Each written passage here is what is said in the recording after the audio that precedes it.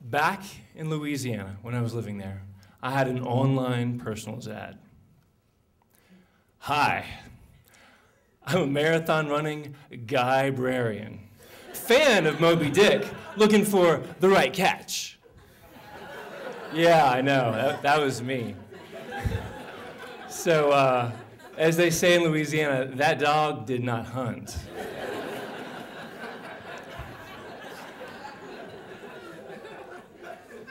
Back home, most guys thought Moby Dick was like a sexual position.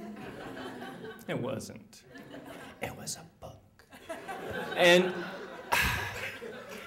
dating back in Louisiana was hard. It was really awkward conversations.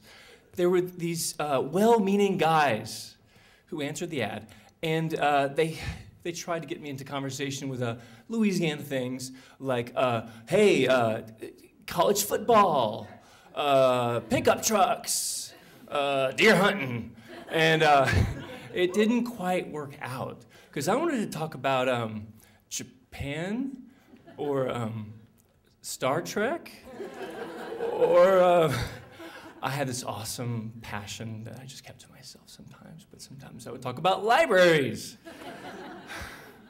And you know, it just didn't quite work out. And let me make this clear. Louisiana boys are great. Y'all is a perfectly good pronoun. And, right? And I love Louisiana. It's my home. But sometimes it didn't feel like home. For example, one of my best dates began holding hands on a little wooden pier on a bayou, Spanish moss swinging, framing the sunset. It was perfect. And it ended with a flashlight and a police officer saying, you, son, I need you and your friend to leave the premises immediately. It wasn't that welcoming, to say the least. And you know, that profile, it just wasn't working for me because it wasn't filtering.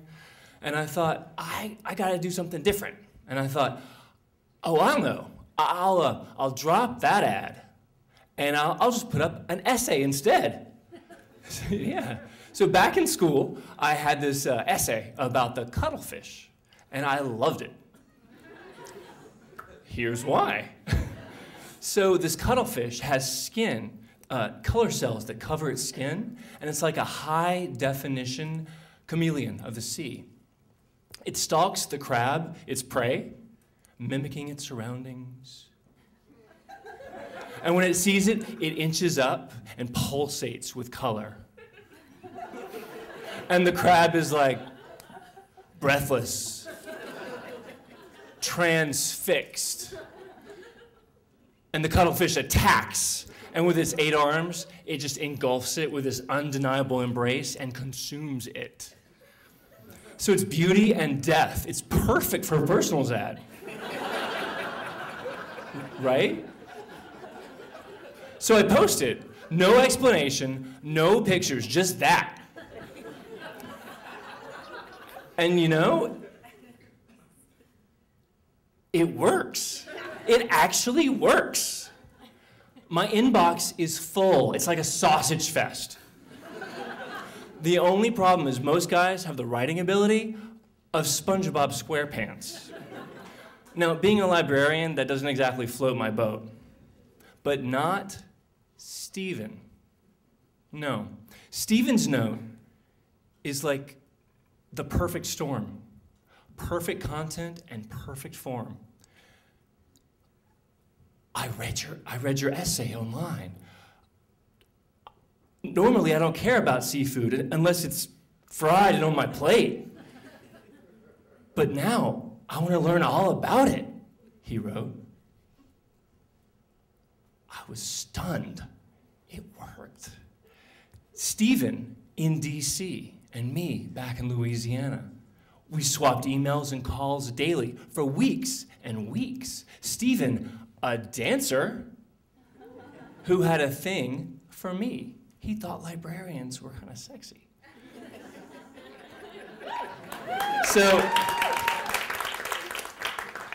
Immediately, I snag an all-expenses-paid interview at a local DC area university for a tenure-track library job. And I find myself in a dimly lit motel room the night before the interview, and more importantly, the night of a date with Steven. But the problem is this place, y'all, is nasty.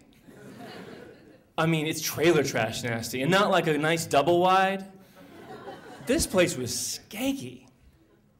So I don't want to touch or sit on anything. But he waltzes in, because he was a dancer, and he's all smiles and dimples and this perfect halo of blonde hair. And we sit at the little crack addict table and talk for hours. And my God, I think to myself, he is the most beautiful thing I've ever wanted to put in my mouth. And I'm meeting him right here on the set of CSI Fairfax. We sit and talk for hours, and we inch closer, breathless, transfixed, an undeniable embrace, and we were piled on top of that cigarette-burned bed cover before you know it. We kiss on and on into the night. And when the sun shone through the duct-taped window, he whispers, "Jeffrey, if they see half the man I see, the job's yours." And it's great, but during my shave, I noticed something. Oh my God. Looking in the half-shattered mirror, I see that half of my face is like blister red from here to here. And it went lower than the collar, but you couldn't see it. And I've got this 8-hour interview and a presentation to give for 50 people. And I'm mortified. Well, obviously I didn't get the job. But I did get the guy. And Steven is amazing. Steven takes me on a leisurely stroll along the Potomac during the Cherry Blossom Festival, the gift that Tokyo gave to Washington, D.C. He takes me to the Air and Space Museum to see the USS Enterprise, or at least the model for it. We go to the library together, and I get my new library card as a couple. And best of all, Steven gives me a new place to live. He gives me DC. The thing is, he gave me a place to be my straight-up, honestly nerdy self that I couldn't be in Louisiana.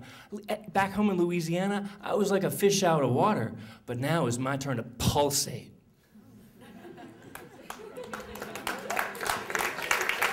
So, and the thing is, DC is a place for nerdy people, Louisiana was not. And now I had a place to be me, and I thank Steven and the Cuttlefish for that. Thank you.